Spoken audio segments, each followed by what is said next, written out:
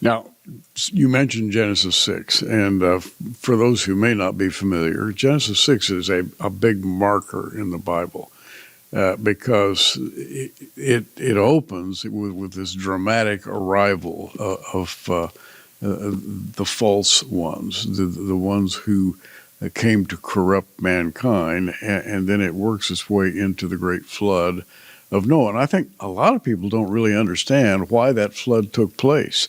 It has everything to do with this false seed that's been injected into humanity, right? Absolutely. You know, we read in Genesis chapter 6, I believe it's verse 9, isn't it? Where we have Noah was perfect in his generations. Right. That's very, very telling. Yes, it is.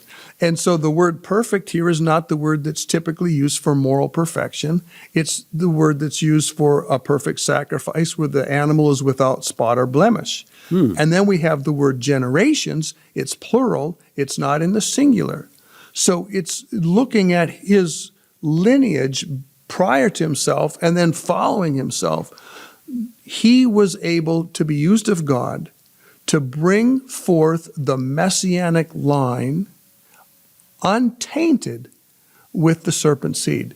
And really, when we look at the flood, if we don't see that there was a tampering and a tainting of the human DNA, and we don't see that that was a problem, we're going to have a difficult time comprehending why God was faced what he presents to us as an obligation to wipe out the entirety of humanity except for Noah, his wife, and his 3 sons and their wives. Now, on that note, it has become very popular these days to do 30 minutes, 1 hour, 1 hour and a half. I mean, there's some long television programs out there on the flood, except not from the biblical point of view. We're talking about megalithic and pre-megalithic catastrophes of some sort, and they are chronicled in Oriental countries, in what became the European countries, Greco-Roman. They all have their histories of the megalithic world and the time when super beings came and lived among men. So we're not talking about something here that wasn't recognized by non-believers. Unbelievers wrote great stories about them. Yeah, it's fascinating to me that you have a number of evangelicals that can say, oh, yeah, you're right. There's dragon tales all around the world. So the Bibles talk about dragons. We can embrace that. There's flood stories all around the world, harmonizes with the Bible. But when we come to the Nephilim, it's like the blinders are on. Yeah. But the fact is, ancient history has just as much material on the gods, little g gods, coming down from above and being here on earth as the kings, as the rulers, as the leaders in scientific innovation, and creating the hybrids. And so if we're going to embrace history in general when it talks about the flood and the dragons and things of that nature, why not embrace it when it talks about the Nephilim? And the Greeks wrote about all of this. They talked about the great cities that were built, that were destroyed in what they call the great flood of Deucalion. And that's in Greek literature. I mean, and everybody reads right past that and say, that's just mythology. No, it's a historical recollection by Greek historians. They all remember that a long time ago there was a flood. They don't know why there was a flood. But the thing that really intrigues me is that we do.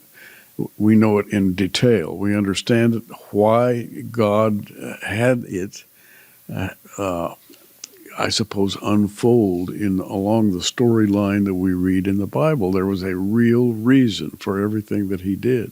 Yes, that's exactly right. And you do a lot of talking about that, by the way. I can't leave this phrase, the black thread of the Nephilim. And that black thread, by the way, is a historical thread. Absolutely. That's recorded in the Bible.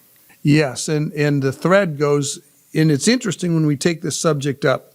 When we come to Daniel chapter 2, verses 43 and 44. And it talks about the fact that as the iron doesn't mingle with the clay, so they, it's referring to the kings, don't mingle with the seed of men.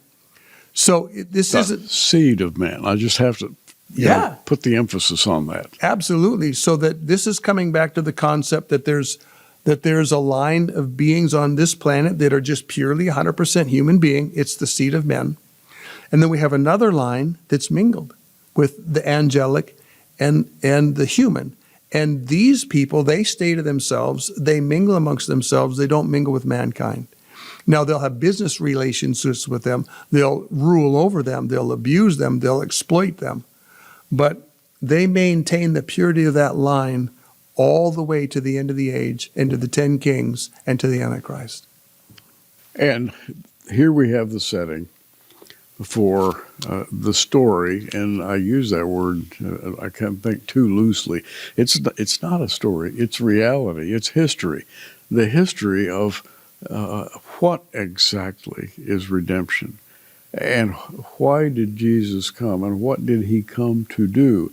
And everything that Jesus came to do and did is based upon this story we're talking about the black thread of the Nephilim, the corruption of the human genome, and the need for redemption.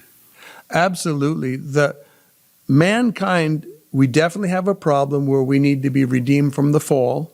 We need to be redeemed from our unbelief. We need to be redeemed from our manifestations of sin in 100 directions. But mankind also has a much deeper problem, which is this tampering of the DNA with the fallen angels.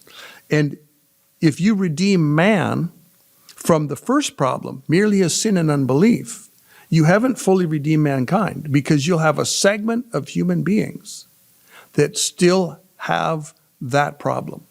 That problem has to be removed from mankind.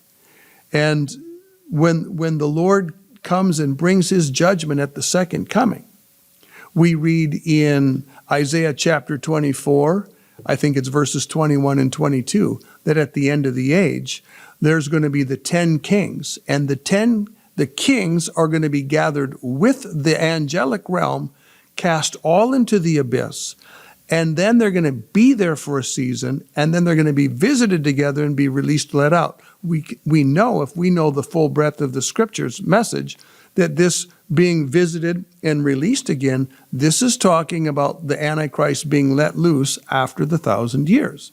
And not the Antichrist, the devil, pardon me. Because the Antichrist is already in the lake of fire along with the false prophet. So what's interesting about this is we have human kings here on earth that are associated with the angelic realm on high, and they are put into the abyss and then revisited and let loose. This tells us that those 10 kings at the end of this age, they're not fully and only human being.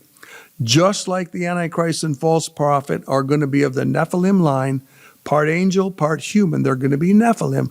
So the 10 kings are going to be in this Nephilim line, and they're going to be dealt with by being cast into the abyss and preserved for the 1,000 years, and then let loose again.